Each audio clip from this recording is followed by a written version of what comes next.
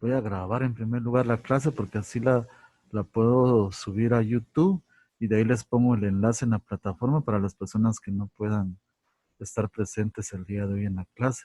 El sábado pasado, como todavía estaba así mero, todavía no estaba bien débil. Se me olvidó grabarla, por eso no se la subí.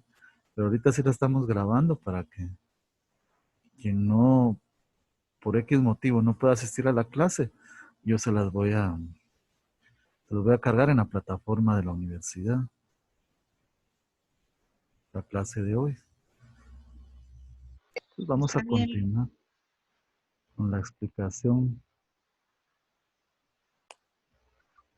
Buenos días, Lick. Muy buenos días, gusto saludarle, Denny. ¿Cómo ha seguido? Pues ya restablecido por la bendita gracia de Dios. Vaya, qué bueno, Lick. Gracias, gracias, Denny. Mira, yo me quedé con pena que lo de la tarea también, no sé si al final la sube hoy. Hoy la vamos a subir y les voy a explicar cuál es la tarea. Al final de esta presentación está la tarea, en la última diapositiva. Aquí están las instrucciones. Pues ahí Ah, vamos va, a hacer. buenísimo. Ujú, sí, Vaya, gracias. Buenos días, Lick. muy buenos Soba, días, que gusto saludarle. igual, ¿cómo va? ¿Cómo sí, ya mejor? Ya mejor, gracias. Sí, ya Ah, me mejor, alegro mucho, Lick. gracias. Perfecto. Muy bien, vamos a hablar acerca de la tipicidad. Eh, Esto ya les había explicado en la semana pasada, que el tipo penal es la descripción de una conducta prohibida por la norma. Eso es el tipo. Y la tipicidad es la adecuación de un hecho a la descripción que de lo mismo se hace en la ley penal. Una persona ejecuta un hecho como podría ser conducir en estado de ebriedad y esa conducta encaja dentro de la descripción que se hace en el Código Penal del delito de responsabilidad de conductores. Entonces, como encaja ahí, a eso se le llama tipicidad. Y tipo, el tipo es la descripción de una conducta prohibida por la norma. Esa descripción la hace el legislador. Los diputados, su tarea es hacer eso cuando crean norma penal, que solo se puede crear a través del Congreso. Solo el Congreso es el facultado por la Constitución para, para aprobar leyes en el país. Por esa razón, a los diputados les corresponde describir cuando generan leyes penales. Ellos tienen que describir la conducta que vulnera. Esa tiene que ser la idea. Cuando un Y el que legislador extraño. crea norma penal, la idea es que esa conducta vulnera un bien jurídico tutelado. Ahí se tienen que hacer práctica los principios del derecho penal que vimos en el semestre anterior.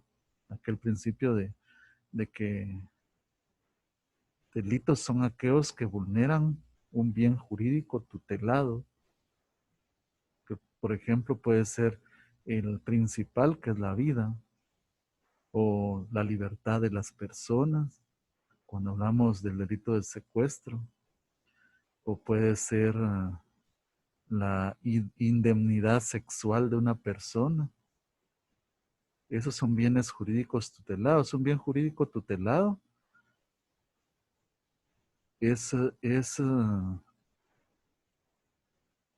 es un derecho que tiene la población, que tenemos los ciudadanos, y que al ser vulnerado ese derecho, se atenta contra el orden social. Eso es un bien jurídico tutelado. Y los bienes jurídicos tutelados igual los establece la legislación, se establecen, perdón, a través de la legislación. Vamos a ver entonces que las principales funciones del tipo son A, función seleccionadora de los comportamientos humanos penalmente relevantes. Por ejemplo, el hecho se puede dar un hecho que no sea penalmente relevante, que sea una situación que no amerite una condena para una persona porque no violenta el orden social, que podría ser, por ejemplo, la situación de que ya sea el hombre o la mujer sean infieles cuando se trate de un matrimonio. Esa situación no atenta contra el orden social. Como no pone en peligro ningún bien jurídico, no se le considera un delito. Eh, entonces ahí tenemos que, número uno, de la función del tipo es que no cualquier hecho que una persona lleve a cabo va a ser motivo de haber cometido un delito. Luego viene la función de garantía. La función de garantía era lo que les estaba explicando en la clase anterior, que las garantías, cuando hablamos de garantías, estábamos hablando de derechos humanos. El tipo constituye esa garantía de que únicamente se le va a perseguir penalmente a una persona por haber infringido una, una norma penal, algo que está establecido dentro del Código Penal previamente. No se le va a perseguir por una discrecionalidad de las autoridades. Esta persona se opone al régimen, al gobierno, entonces merece ir a prisión y la conducta de esa persona no encaja en ningún delito, en ningún artículo de carácter penal. Sin embargo, por la rivalidad con las autoridades del gobierno, le condenan a purgar prisión. Eso sería lo contrario de ser garantista, no garantizar los derechos humanos de una persona. El tipo tiene una función de garantía desde que se van a perseguir solo aquellas acciones que están descritas en el Código Penal como delito. Cualquier otra acción que salga o que escape de la descripción hecha en la norma penal no debe ser perseguida. Andar, por ejemplo, en la calle sin portar documento de identificación, eso no constituye un delito. Por lo tanto, no debería tener consecuencias penales para una persona conducirse en la calle sin portar documento de identificación. Eso sería una función garantista de los derechos humanos. Por ejemplo, estar estacionado uno en su carro,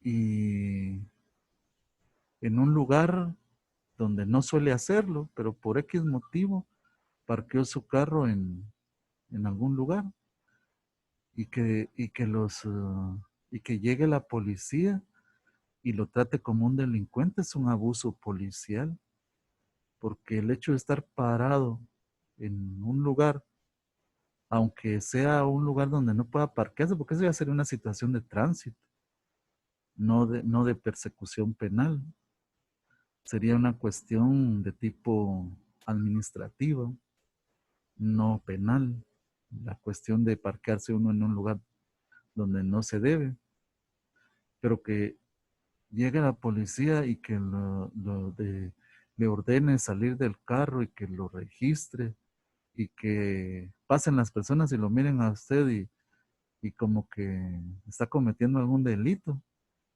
Eso atenta contra la dignidad de la persona, su honor. Pero si lo vio alguien conocido y eso está escapando de que las autoridades garanticen los derechos humanos de una persona. Si no existe ninguna sospecha de que se está cometiendo un delito, no tendría que actuar así la Policía Nacional Civil, no tendría que tomar esas medidas. Otra situación es que si está sosteniendo relaciones sexuales dentro de un vehículo, pero tiene los vidrios polarizados y no se ve nada para afuera, igual no tendrían por qué actuar las autoridades porque es una falta contra la moral y el orden público sostener relaciones sexuales a la vista de las personas, porque podría un menor de edad observar eso. O incluso una persona mayor de edad. Es inmoral eso para la sociedad guatemalteca que, entre comillas, somos bastante conservadores. Pero si los vidrios están polarizados y no se ve nada al exterior, no tendría por qué actuar la Policía Nacional Civil en garantía de los derechos humanos de las personas, porque ahí no se estaría cometiendo ningún delito porque no están a la vista. Lick, disculpe. Ujú. Me parece chistoso, lo siento, pero algo similar me pasó. No estaba haciendo nada, eh, pero fue hace como, creo que fue como 6 meses antes de que tomara mi primer curso, por así decirlo, la primera clase de Derecho, cuando ya se había tomado la decisión de hacerlo, de seguir Derecho. Pues sí, yo estaba en mi carro parqueado y Ajá. estaba con mi novia dentro del carro, pero sí teníamos las, las ventanas de adelante estaban abajo, por así decirlo, Ujú. mientras que las de atrás no. Entonces, Ujú. era de noche y pasó la policía. Entonces, Ajá. pasó alumbrando con una luz súper fea. Entonces, para no hacerle largo el cuento, sí tuve que pagar, básicamente. Eh, Ajá. Casi, no sé si fueron 500, fueron, me sacaron 500 y algo a modo de, mi novia pues no era menor de edad ni nada, Sí, pues.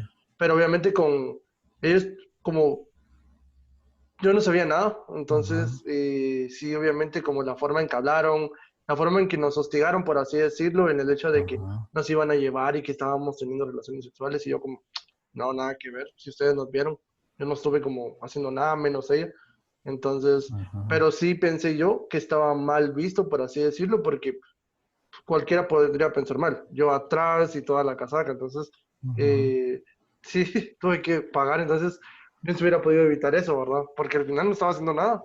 Sí, Entonces pues. no, el carro estaba pagado, me pedían Ajá. mi licencia, yo no tenía licencia en aquel tiempo, de hecho ni la tengo todavía, Pero es una cuestión de pero tránsito. exacto, entonces interesante. Eso es un caso que sí aplica lo que usted comenta. No hicimos nada, lo aclaro, Ajá. Ajá. pero sí. Sí, pues. Sí, son casos, se cometen muchos abusos por parte de las autoridades. Es un caso de abuso de la Policía Nacional Civil. Eh, tene- tenemos también que también tiene una función, el tipo que es la función motivadora general. Esta función es persuadirnos de no cometer un delito. Eso les explicaba yo en una clase anterior, que el hecho de saber que determinada conducta puede ocasionarme ir a prisión, me hace abstenerme de seguir esa conducta, que podría ser, por ejemplo, hay personas que se abstienen por ejemplo, vamos a ver, podría ser de conducir en estado de ebriedad, y la motivación es que pueden tener problemas con las autoridades. Y entonces ahí está el efecto persuasivo que tiene la norma penal. A eso se refiere la función motivadora general. Es decir, que el tipo penal actúa como un freno para nuestra conducta. Eso si nosotros somos personas psicológicamente normales, porque hay personas que no tienen esos parámetros. por padecer de según estudios científicos, estas personas tienen algún tipo de enfermedad mental y entonces no acatan los límites.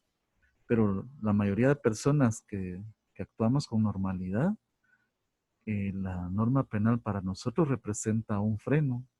A eso se refiere la función motivadora.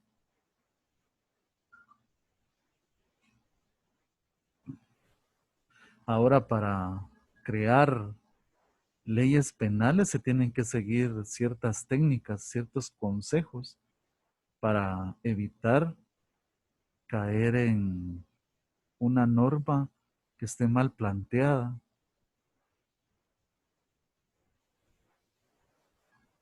En primer lugar, no ha de ser extremadamente minuciosa la norma, porque de ser así,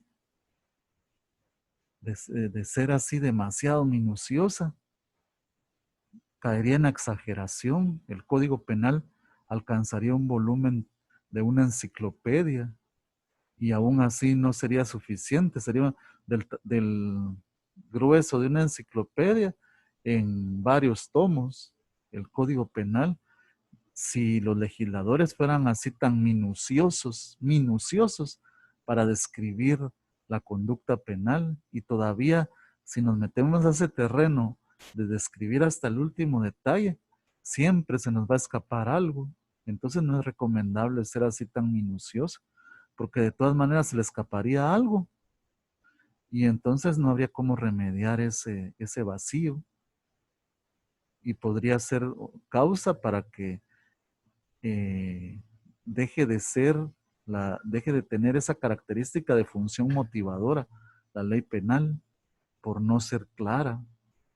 Ya no nos va a causar el efecto de constituir un freno a nuestra conducta, porque al ser tan larga la descripción, nosotros empezamos a ver que hay diferencia entre la conducta que pensamos hacer, ciertas diferencias entre la conducta que pensamos hacer y lo que está descrito en el tipo penal. Entonces podemos decir, entonces eso que voy a hacer yo no cae dentro de lo que está descrito acá. Para evitar eso, para evitar ese problema del tipo, entonces hay que ser muy, hay que tener la capacidad para, hay que tener la capacidad para lograr englobar todas las acciones de una manera general, de una manera abstracta, y no caer en la minuciosidad. En el Código Penal tenemos algunos ejemplos de normas que son así muy detallistas rigurosamente, y uno de ellos es el artículo 264 del Código Penal. Se los voy a compartir. El 264 del Código Penal.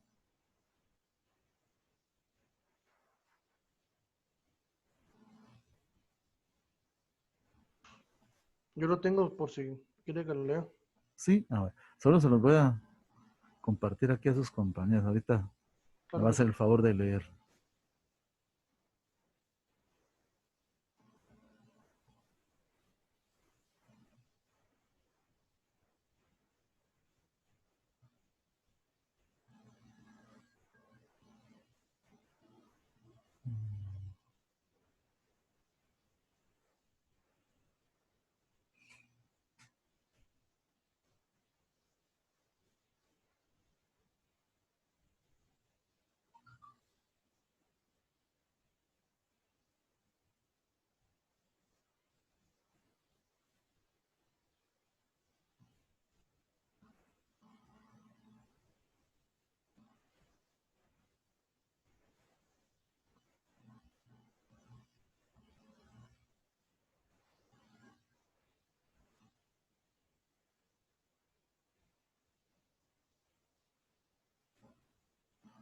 Ahorita se los comparto.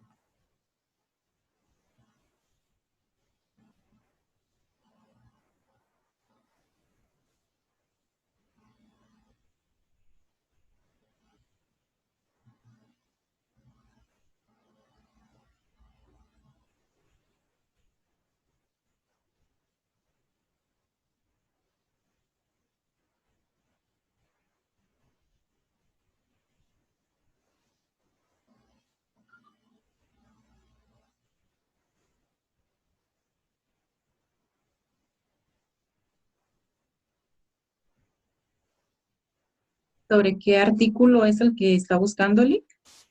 El 264, aquí lo tenemos.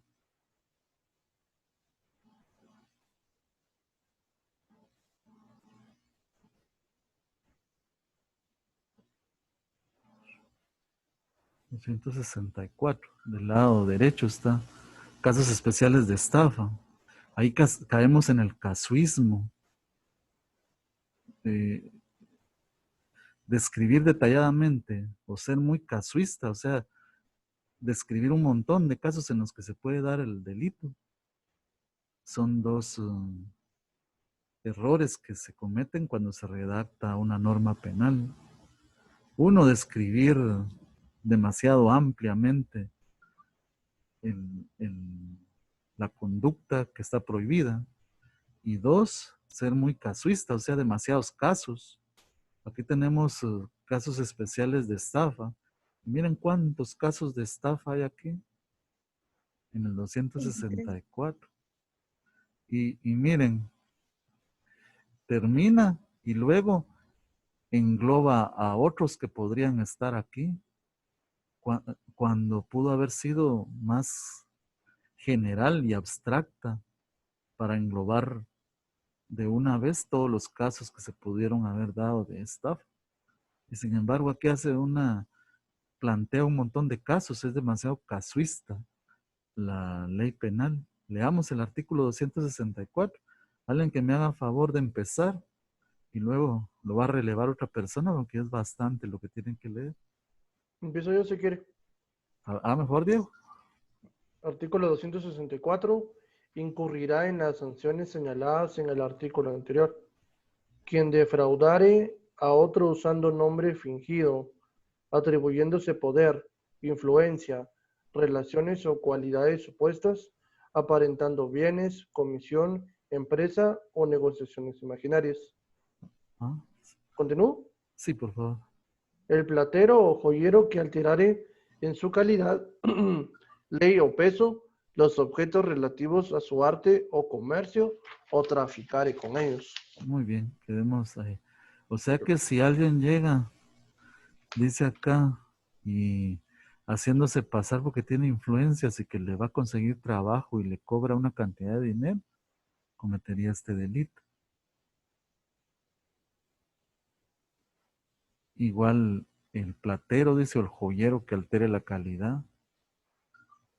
A ver, otro compañero que me haga favor de leer desde el inciso 3.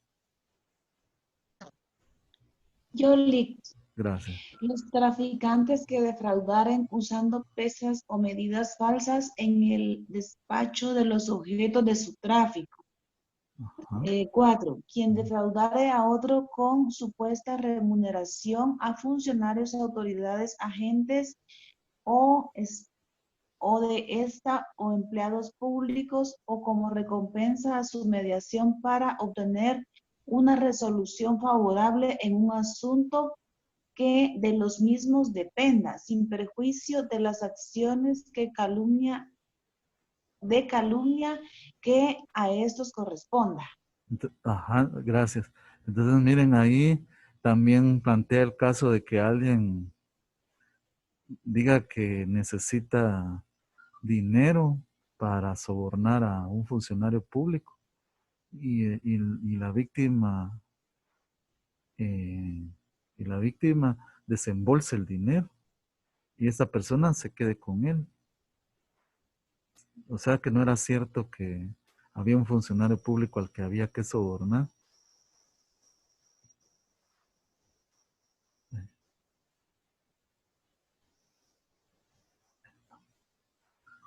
Vamos a ver otra persona que me ayude a leer desde el 5.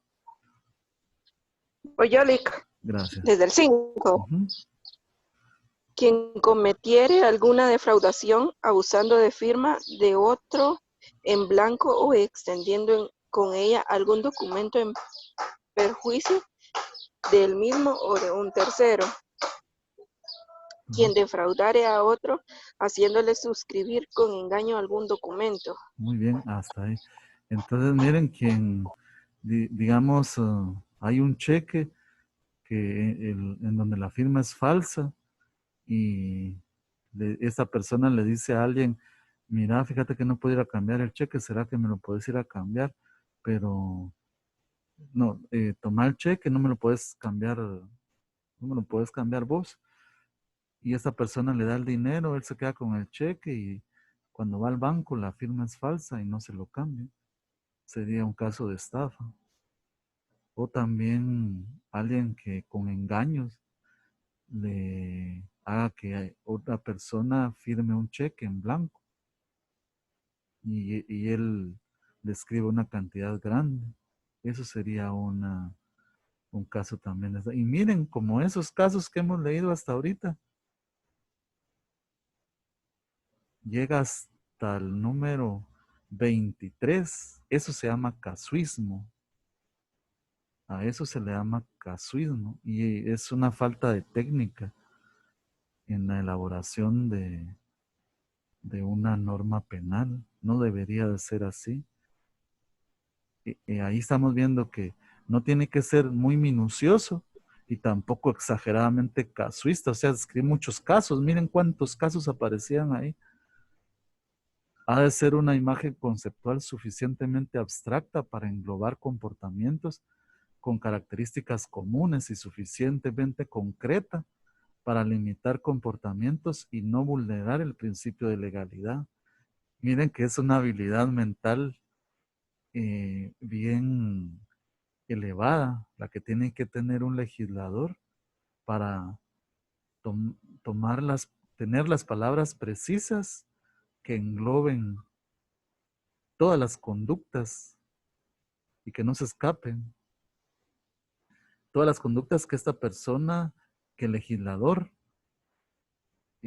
toma como lesivas para un bien jurídico tutelado, como lesivas al orden social. Usar las palabras adecuadas y suficientemente abstractas para englobar todas esas acciones y evitar lo que aparece en este artículo, la excesiva consideración de casos que se podrían plantear. Planteó con más de 20 casos el legislador en este artículo y aún así muchos se escapan a su descripción. Por eso al final dice, ahí sí engloba y otros que... Entonces ahí está englobando comportamientos que se pudieran dar fuera de lo que se ha descrito ahí. Era innecesario entonces plantear tanto caso, si bien pudo haber englobado todos esos casos en una descripción mucho más abstracta y que sea general. ¿No? No sé si me entienden ustedes qué característica tiene que tener el tipo. Sí, licenciado. ¿Sí? A ver, levanten la mano los que entendían.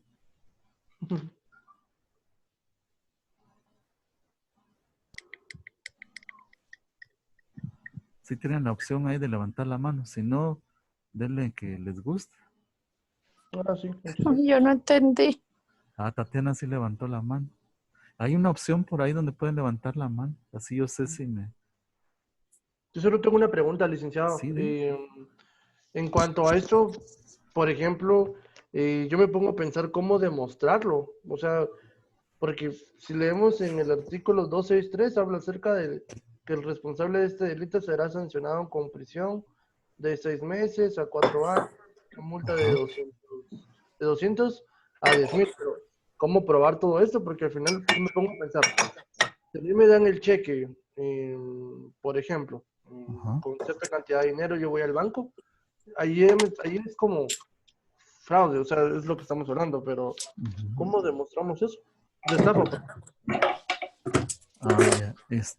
Fíjense que hay medios de prueba a los que les llaman científicos y una de ellas es hacer una prueba de grafología para ver si la firma corresponde a la persona indicada y si en dado caso se falsificó, por lógica, un juez entendería que la persona que le entregó el cheque fue quien falsificó la firma al otro que la fue a cambiar, que fue a cambiar el cheque.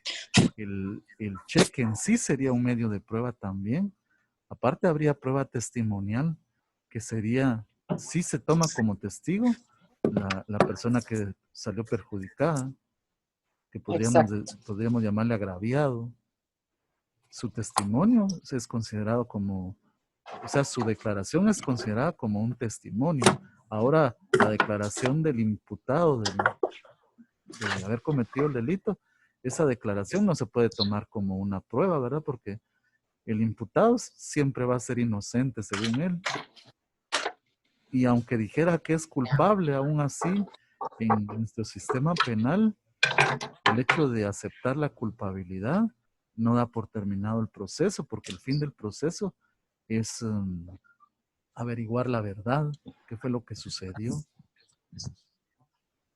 Entonces, esa es la labor del Ministerio Público, conseguir los medios de prueba para inculpar a una persona. Y si no hace bien su trabajo el Ministerio Público y no logra conseguir medios de prueba, o haciendo bien su trabajo, aún así no logra conseguir medios de prueba, eso da lugar a que el juez dicte una falta de mérito. Falta de mérito porque no hay ninguna prueba en contra de esta persona y tiene que quedar ya libre del proceso penal al dictarse falta de mérito porque no hay ninguna prueba en su contra.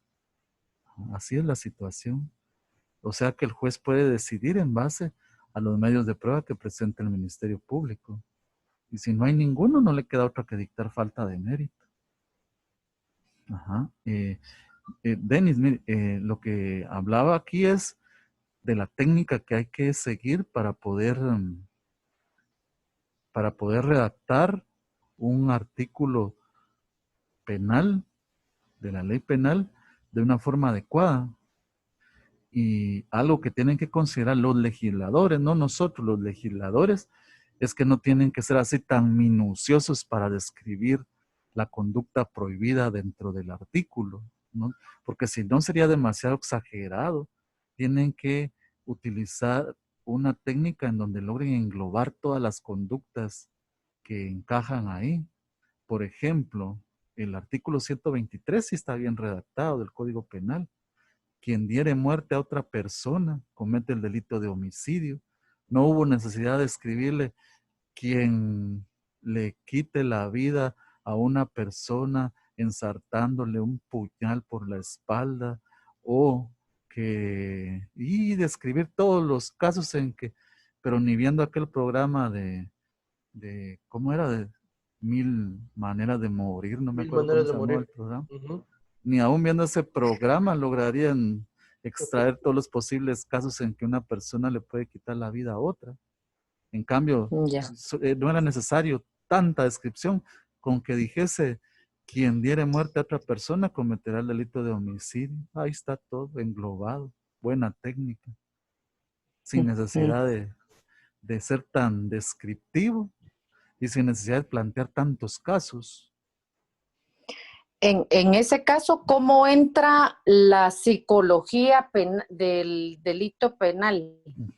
O sea, ¿por qué existe tanto análisis de qué razón tuvo la persona para hacer lo que hizo? Independientemente sea, pues, asesinato, puede ser violación y todo un montón de cosas que hay, ¿verdad? Entonces, si no tenemos que ser tan minuciosos, ¿por qué existe todas esas herramientas para poder justificar, defender, minimizar el castigo para una persona que sí es culpable? Sí. Lo que no tiene que ser tan minucioso es la norma penal. Ahora el estudio de las razones, de la conducta de la persona que comete un delito, eso sí puede ser amplio, ¿verdad? Porque va de una manera a servir dentro del proceso penal, va a servir para tener bases científicas y saber si una persona, la conducta que tuvo, la tuvo por X o Y razón. Y eso podría ser una causa para justificarle haber cometido el delito. porque no estaba consciente de lo que estaba haciendo. Entonces se puede utilizar en su defensa.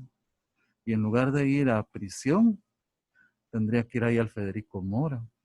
Exacto, sí. Ajá, pero eso entonces sí Mírele, sería... ay Dios, se me fue por estar pensando en el loco, se me fue la pregunta que le iba a hacer respecto a este caso de este hombre que supuestamente Ven, ya mató a nos la queda menos esposa de un de minuto. Sicavisa.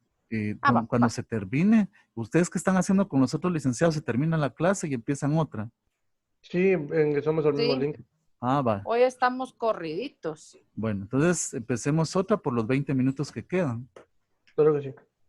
Estamos a menos de un Bueno. minuto donde se corta, empezamos otra clase.